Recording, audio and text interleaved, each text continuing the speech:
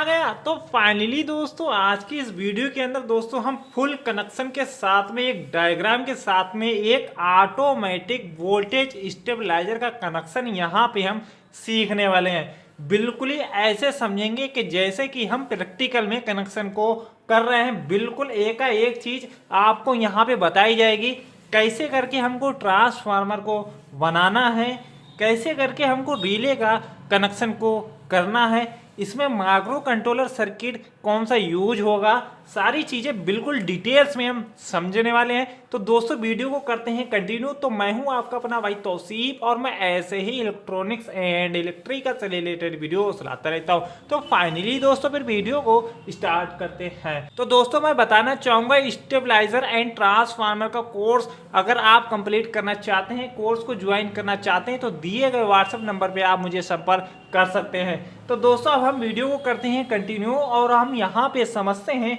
कि आखिर इसमें ऐसा क्या क्या दिया गया है, ट्रांसफार्मर को हम किस प्रकार से बनाएंगे और हम रिले का कनेक्शन और रिले कौन सा यूज करेंगे। सब चीज़ें बढ़िया तरीके से यहाँ पे हम कंप्लीट तरीके से समझ लेते हैं। तो सबसे पहले हमको समझना होगा कि यहाँ पे जो भी दिया गया है जो रिले है हमारी, और इन रीलों के बारे में पहले हमको समझना पड़ेगा, क्योंकि बिना रिले समझे हुए हम कुछ भी यहाँ पे नहीं कर पाएंगे। ठीक है, तो यहाँ पे सबसे पहले हमको ये देखना है कि यहाँ पे जो भी रिले यूज हुआ है, मतलब कि यहाँ पे पूरा 4 रिले यूज हुआ है और ये जो 4 रिले जो यूज हुआ है ये सभी हमारा 24 वोल्ट का है। मतलब कि यहाँ पे पहला रिले हमारा 24 वोल्ट, 24 वोल्ट, 24 वोल्ट और 24 वोल्ट, 4 रिले हमारे सभी 24 वोल्ट के यूज होंगे। ठीक है, अब यहाँ पे हम समझते हैं कि आखिर ये सब क्या क्या दिया गया है। तो यहाँ पे देखिएगा कि ये है रिले और इस रिले के पॉइंट को हम यहाँ पे समझते हैं कि आखिर यहाँ पे किस प्रकार से बनाया गया है। तो देखिए दोस्तों यहाँ पे ये वाला जो पॉइंट आप देख रहे हैं ये है हमारा एनसी पॉइंट, तो वो ये है मतलब कि एनसी पॉइंट, और ये है हमारा एनो पॉइंट, तो वो ये है हमारा एनो पॉइंट, और यहाँ पे जो आप देख रहे हैं ये है कॉमन पॉइंट, तो वो ये है कॉमन पॉइंट। तो यहाँ पे ये हमारा 3 पॉइंट जो है वो ये बनाया गया है। ये जो 3 पॉइंट आप देख रहे हैं वो ये है हमारा। ठीक है, अब यहाँ पे ये जो आप देख रहे हैं ये है हमारी कॉइल। जैसे कि यहाँ पे जो आप देख रहे हैं रिले में हमारे कॉइल के जो 2 पॉइंट है, तो वही ये 2 पॉइंट हमारे यहाँ पे बनाए गए हैं। तो यहाँ पे क्लियर हो गया कि रिले को आखिर किस प्रकार से यहाँ पर बनाया गया है। अब यहाँ पे ये 4 रिले जो आपका यूज होगा ये 24 वोल्ट का होने वाला है। अब हम थोड़ा सा कनेक्शन को समझ लेते हैं। देखिए हमको क्या करना है, पहली वाली रिले के एनो पॉइंट से और हमको दूसरी वाली रिले के कॉमन पॉइंट से जंपर एक लगा देना है। मतलब कि यहाँ से और यहाँ तक एक वायर से हम शॉर्ट कर देंगे। इसी प्रकार से हमको दूसरा शॉर्टिंग करना है, दूसरी वाली रिले का एनसी पॉइंट और तीसरी वाली रिले का एनसी पॉइंट से एक जंपर हमको यहाँ पे लगा देना है। मतलब कि एक वायर से शॉर्ट हम यहाँ पे कर देंगे। तो ये हमारा 2 शॉर्टिंग हो गया है। एक शॉर्टिंग हमको जो करना है वो यहाँ पे करना है, जो तीसरी वाली रिले का कॉमन पॉइंट एंड चौथी वाली रिले का कॉमन पॉइंट। ये वाली जो रिले हमारी रहने वाली है ये हमारी टाइमर वाली रहने वाली है। अन्यथा अगर आप टाइमर वाला नहीं यूज करना चाहते हैं, टाइमर एंड हाई कट वाला, तो आप 3 रिले से कनेक्शन को कर सकते हैं और ये वाला रिले हटा देंगे। ठीक है, तो यहाँ पे आगे हम बताएंगे कि कैसे आपको हटानी है। ठीक है, तो यहाँ पे कॉमन से कॉमन में हम शॉर्ट कर देंगे और यहाँ पे ये तीसरा शॉर्टिंग हमारा कंप्लीट हो जाएगा। 1 2 एंड 3 शॉर्टिंग थे हमारे जो कि यहाँ पे कंप्लीट हो चुके हैं। अब चलिए हम जानते हैं थोड़ा ट्रांसफार्मर पे, क्योंकि ट्रांसफार्मर को समझना बहुत जरूरी है। बिना ट्रांसफार्मर को समझे हुए हम कुछ नहीं कर पाएंगे। ठीक है, तो यहाँ पे जो भी लूप दिया गया है ये पूरा का पूरा 4 लूप दिया गया है। ठीक है, अब यहाँ पे जो 4 लूप जो दिया गया है वो क्यों दिया गया है और ये कितने किलोवाट का है और ये कितने केवीए का है और ये कितने वोल्टेज का है, मतलब कि इसकी स्टार्टिंग रेंज क्या है, लास्ट रेंज क्या है, कहाँ पे ये यूज होगा, कहाँ पे कैसे बनाना होगा, वो यहाँ पे पहले हम समझते हैं। तो यह है हमारा 140 से 440 वोल्ट का कनेक्शन।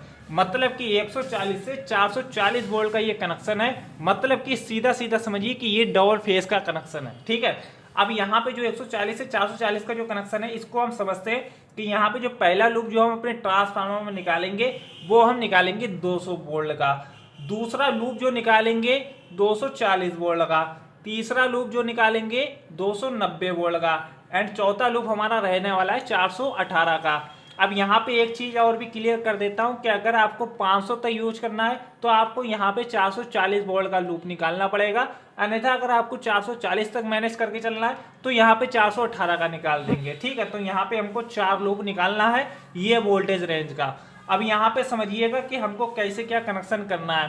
तो पहला जो लूप आएगा हमारा ये 200 वोल्ट वाला जो लूप आएगा, इसको हम कनेक्ट करेंगे अपनी पहली वाली रिले के एनसी पॉइंट पे। ठीक है, इसी प्रकार से हमको जो दूसरी वाली जो लूप कनेक्ट करना है 240 वोल्ट की, इसको हम कनेक्ट करेंगे तीसरी वाली रिले के एनो पॉइंट पे।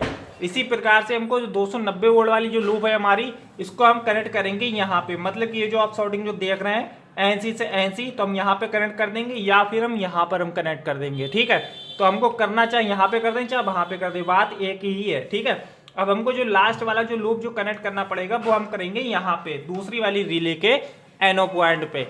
तो यहाँ पे हमारा 4 लूप जो था वो पूरा कंप्लीट हो चुका है। यहाँ पे कनेक्शन रिले का एंड जो हमारे ट्रांसफार्मर का जो कनेक्शन था वो यहाँ पे कंप्लीट हो चुका है। अब मैं थोड़ा सा आपको बताना चाहूंगा, यहाँ पे डायग्राम आपको क्लियर हो गया पूरा। अब यहाँ पे थोड़ा सा मैं क्लियर करना चाहूंगा कि ये जो कनेक्शन है वो इस सर्किट पे है, मतलब कि ये वाला जो माइक्रो कंट्रोलर सर्किट है इसको हम यूज करते हैं सिंगल फेस में 90 to 300 में, लेकिन आज हम इसी में ही चलाने वाले हैं कौन सा 140 से 440 का कनेक्शन। तो इसी ही सर्किट पे ये वाला कनेक्शन है, तो इसी ही को ऐसे ही हमको करना पड़ेगा। अब देखिए यहाँ पे हमको ज्यादा कुछ नहीं समझना है, बस इतना सा देखिएगा कि इनपुट कहाँ से है एंड हमारा आउटपुट कहाँ से है। ठीक है, और सर्किट का कनेक्शन बिल्कुल यहाँ पे क्लियर कर रखा है। चलिए मैं यहाँ पे थोड़ा सा क्लियर कर देता हूँ आपको, ताकि आपको दिक्कत ना हो।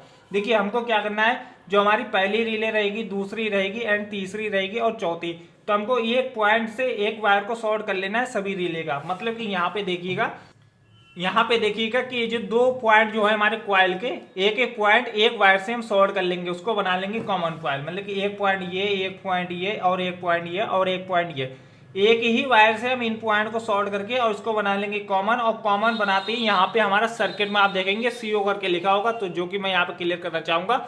तो यहाँ पे आप देख सकते हैं कि CO करके लिखा है, यहीं पर हमको ये वाला वायर को कनेक्ट कर देना है। ठीक है, अब देखिए यहाँ पे हमको सिंपल सा समझना है कि पहली वाली रिले का जो वायर आ रहा है वो हमको करना है इनपुट 1 पे कनेक्ट। यहाँ पे आप देख सकते हैं लिखा है क्लियर, और वैसे ही यहाँ पर है। ठीक है, तो इनपुट 1 पे हमको यहाँ पे कनेक्ट कर देना है। दूसरी वाली रिले का वायर को हम कनेक्ट करेंगे इनपुट 2 पे, तो यहाँ पे देखिएगा कि इनपुट 2 पे हम यहाँ पे कनेक्ट कर देंगे। इसी प्रकार से तीसरी वाली रिले का जो वायर रहेगा OP पे, OP का मतलब हुआ है कि आउटपुट, और आउटपुट का मतलब हुआ है कि जो हमारी तीसरी वाली रिले है वो आउटपुट रिले है। तो यहाँ OP करके लिखा है ना, OP पे आप यहाँ पे एक वायर को कनेक्ट कर देंगे। अब यहाँ पे देखिएगा कि चौथी वाली रिले का जो वायर है इसको हम कनेक्ट करेंगे अपने CUT पे, मतलब कि हाई कट वाली एंड टाइमर वाली ये रिले है हमारी, तो हमको यहीं पर सिंपल कनेक्ट कर देना है। अब यहाँ पे बचा है कि 0 से 24 वोल्ट, तो जो हमारे मेन ट्रांसफार्मर की ये जो 0 से 24 वोल्ट की सप्लाई है, यही सप्लाई हमको 0 से 24 वोल्ट पे कनेक्ट कर देनी है। तो यहाँ पे सर्किट, रिले और ट्रांसफार्मर ये हमारा बिल्कुल कनेक्शन यहाँ पे कंप्लीट हो गया।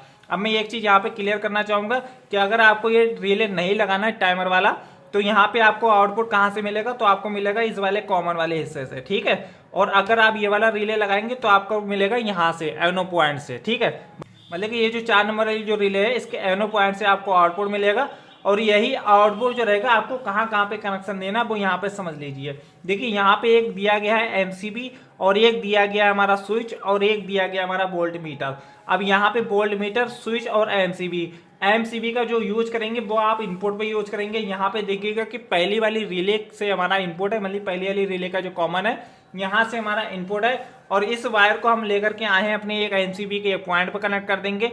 यहीं से एक वायर को हम उठाएंगे दूसरे पॉइंट से, इसको लेकर के जाएंगे और उसको हम लाइन पर कनेक्ट कर देंगे। ठीक है, इसी प्रकार से जो न्यूट्रल रहने वाला, न्यूट्रल हमारा एक ही रहने वाला है। इस न्यूट्रल को जो 0 वाला लूप है हमारा ट्रांसफार्मर का, यहीं से एक वायर को हम कनेक्ट करेंगे, यही लाइन पर दे देंगे, मतलब कि जो इनपुट पर दे देंगे, और यही हम आउटपुट पर दे देंगे। और यही वायर जो रहेगा न्यूट्रल वाला, एक वोल्टेज मीटर के एक हम टर्मिनल पे लगा देंगे। ठीक है, अब जो स्विच रह गया हमारा यहाँ पे, इसका बीच वाला जो वायर रहेगा इसको हम यहाँ से कनेक्ट कर देंगे, इस प्रकार से कर देंगे। ठीक है, मतलब कि ये वाला वायर जो हम आउटपुट पर कनेक्ट कर देंगे, और ये वाला वायर रहेगा वो हम इनपुट पर कनेक्ट कर देंगे। तो इससे क्या होगा कि जैसे ही हम अपने बटन को प्रेस करेंगे तो हमारा एक तरफ इनपुट दिखाएगा, फिर बटन को प्रेस करेंगे तो हमारा आउटपुट दिखाएगा। ठीक है, यहाँ पे volt meter, switch, MCB, circuit, relay, transformer, ये पूरा ही कनेक्शन यहाँ पे कंप्लीट हो गया कि इनपुट हमको कैसे देना था, आउटपुट कहाँ से लेना था, बाकी का कनेक्शन कैसे करना था। कैसा कनेक्शन करना था, इसमें ट्रांसफार्मर कौन सा बनना है, वो सारी चीज़ें यहाँ पे क्लियर की हैं। अब दोस्तों यहाँ पे आपको देखना ये है कि आपको ट्रांसफार्मर कितने केवीए का आपका बनना है, उसी के हिसाब से ये उतने ही केवीए का कनेक्शन रहने वाला है। ठीक है, तो दोस्तों अगर आपको ट्रांसफार्मर एंड स्टेबलाइजर का कोर्स को कंप्लीट करना है तो दिए गए व्हाट्सएप नंबर पे आप मुझे संपर्क कर सकते हैं। तो दोस्तों फिर मिलते हैं फिर नेक्स्ट वीडियो में, तब तक अपनों का ख्याल रखिए।